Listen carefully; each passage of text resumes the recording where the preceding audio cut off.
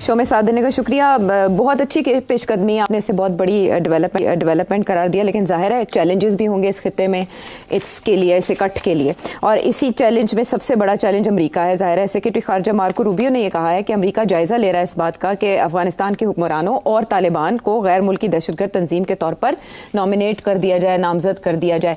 तो क्या अफगान तालिबान ब्लैकमेल हो सकते हैं अमेरिका के हाथों?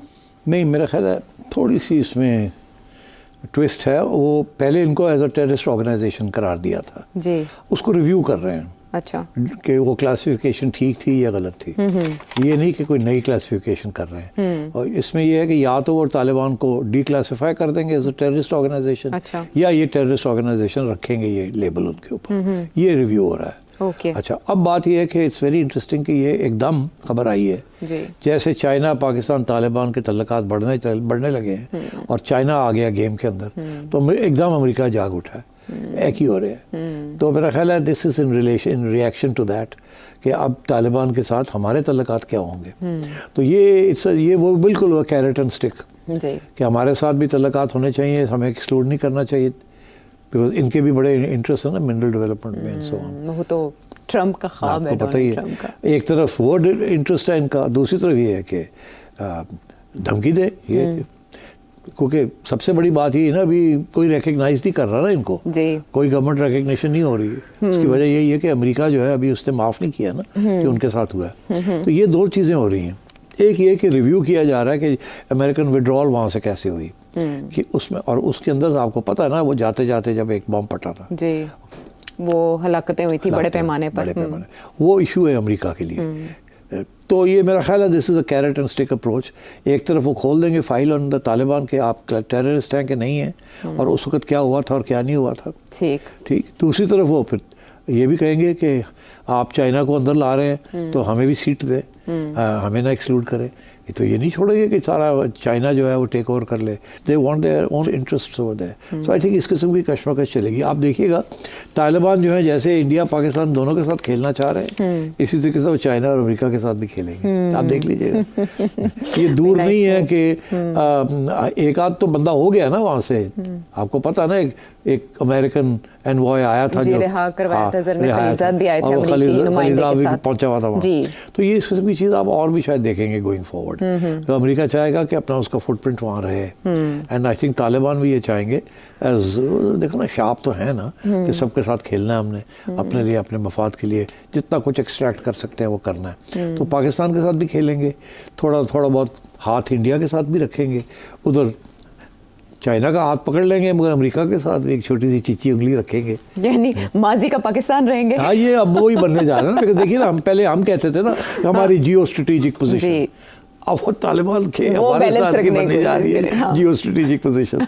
जो हमारी स्ट्रेटेजिक डेप्थ थी वो अब चाइना की स्ट्रेटेजिक डेप्थ बनने जा रही है, शिफ्ट हो गई है। सो ये this is what's happening. And I think I can anticipate your next question कि जी रिकग्निशन जी तस्लीम कर सकता है चाइना और पाकिस्तान, क्योंकि मसला वही है कि दोहा में जो मुज़ाकरात हुए, शराइत रखी गई, जो तालिबान हुकूमत है उस पर अमल पैरा नहीं है सिविल राइट्स के हवाले से, ख़वातीन के एजुकेशन के मामला। तो क्या ये दोनों ममालिक पेशरफ्त कर सकते हैं, पाकिस्तान और चाइना? मेरा ख्याल है कि with in the year Taliban government को रिकग्निशन मिल जाएगी। शुरू चाइना और पाकिस्तान करेंगे। अच्छा, मैं आपको बता दूँ, Russia, Uzbekistan, China, Pakistan, possibly even Turkey, possibly even Iran.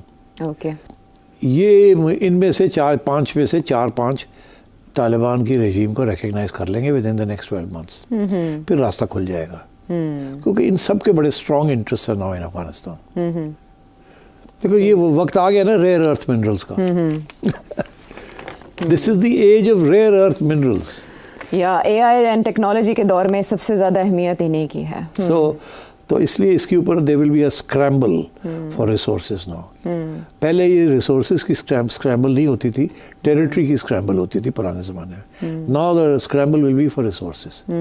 अच्छा, दरवाजे खुल जाएंगे, नए रूट्स डिस्कवर होंगे, लेकिन जो ये जिस रीजन में BRI बन रहा है इसमें बहुत से इश्यूज भी हैं, सिक्योरिटी खदशात बहुत बड़े हैं, इंस्टेबिलिटी है, पॉलिटिकल इंस्टेबिलिटी। इन इश्यूज़ को कैसे चाइना एड्रेस करेगा? और मईशत, कमज़ोर मईशत मुख्तलिफ। चाइना ने पाकिस्तान को कहा था कि देखिए आप हमें प्रोटेक्ट ठीक तरीके से नहीं कर रहे जी, हमारे ऊपर अटैक्स हो रही हैं, BLA भी कर रही है और तालिबान भी कर रहे हैं। और जाहिर है BLA को कौन सपोर्ट कर रहा है, वो तो इंडिया का इंटरेस्ट ही नहीं है कि चाइना यहाँ पाँव जमा ले। सो ऑब्वियसली तो चाइना ने बहुत कहा पाकिस्तान को हमारी सिक्योरिटी ठीक करें, वो नहीं हो रही थी, बड़े अटैक्स हो रहे थे। फिर एक पिछले 6 माह के अंदर फिर एक नई डायलॉग शुरू हुई कि भाई ठीक है, अगर आप नहीं हमारी सिक्योरिटी दे सकते तो फिर आप हमें इजाज़त दें, हम अपनी सिक्योरिटी खुद इंतज़ाम कर लेते हैं। मीनिंग कि फिर हम अपने सिक्योरिटी की फ़ौज और वो हम अपने लिए इंतज़ाम कर लेते हैं।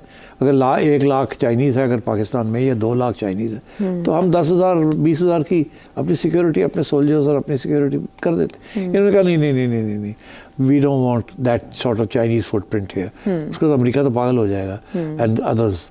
तो इसलिए फिर इन्होंने कहा कि हम ही करेंगे। अब कुछ नई अरेंजमेंट हुई है जो कि बता नहीं रहे हैं क्या हुआ है। अब कुछ अरसे के लिए पिछले 2-3 माह पहले सारी चाइनीज़ एक्टिविटी बंद हो गई थी जी। अब आहिस्ता आहिस्ता फिर खुलनी शुरू हो गई, रिवाइव हो रही है, सिक्योरिटी रूल्स बन रहे हैं। मेरा ख्याल है कोई ना अंडरस्टैंडिंग हुई है जी। और मेरा ख्याल है कि अब देखिएगा गोइंग फॉरवर्ड, अब इंडिया वाले ये बात कह रहे हैं और हकीकत है इसके अंदर कि अगला राउंड जो है ना इंडिया और पाकिस्तान का जो कहते हैं होगा जी, उसके अंदर चाइनीज़ का जो फुटप्रिंट है या हाथ है वो और भी ज़्यादा बड़ा होगा। इस पिछली जो राउंड हुआ है ना, इसके अंदर तो सिर्फ जहाज़ और मिसाइल्स का राउंड था और नेटवर्किंग का राउंड था, इंटीग्रेटेड प्लेटफॉर्म का राउंड था, रडार्स का राउंड था। इसके अंदर सैटेलाइट, जो चाइना के कितने सैटेलाइट्स इस वक्त घूम रहे हैं जो कि can be used, some of them can be used as a part of the defense of Pakistan. And I think जबकि conflict अगर होगी तो they will be used to give Pakistan a big picture of what's happening. और मैं समझता हूँ कि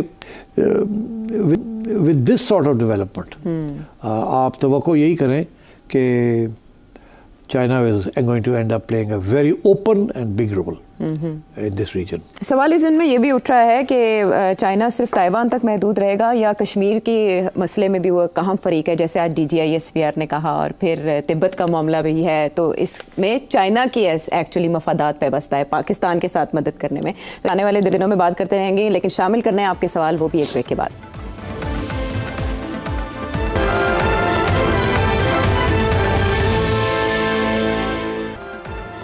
welcome back to the show. वक्त कम, बहुत से सवाल। तो सबसे पहले डॉक्टर अवैस इस्लामाबाद से, इंडियन जिंग्विस्टिक मीडिया जो है इसकी ओरिजिन क्या है? मतलब 1971 के बाद जब इन्होंने इंडिया के से पाकिस्तान टूटा तो नफरत तो पाकिस्तान में ज़्यादा होना चाहिए, तो पैराडॉक्सिकली इंडिया में ज़्यादा है, तो इसकी क्या वजह? Good question. मेरा ख्याल है थोड़ा सोच के जवाब देना चाहिए, बट ऑफ द कफ पहली बात तो ये जी कि जो पहले हमारी जंगें होती रही हैं उसमें इस किस्म की आउटराइट डिफीट और आउटराइट विक्ट्री नहीं थी। इफ़ यू रिमेंबर 71 के बाद there was no real conflict until Kargil conflict. और कारगिल कॉन्फ्लिक्ट जो थी वो इंडिया के जो मीडिया है और जो रियासत है उन्होंने समझा था कि that's a very big betrayal, बहुत बड़ी बिट्रियल उसको देखा गया, क्योंकि उससे सिर्फ कुछ माह पहले या वाजपेयी साहब पाकिस्तान आए थे नवाज शरीफ साहब के साथ बैठ के, और यहाँ उन्होंने पाकिस्तान को तस्लीम किया था कि एज अ लेजिटिमेट स्टेट, और उसके बाद वो यहाँ थे और वहाँ तैयारी हो रही थी कारगिल की। तो मेरा ख्याल है वो एक बहुत बड़ा धक्का लगा था उनको। तो उसके बाद इंडियन नेशनलिज्म और एंटी पाकिस्तान सेंटिमेंट फिर बढ़ना शुरू हुआ। फिर आपने देखा कि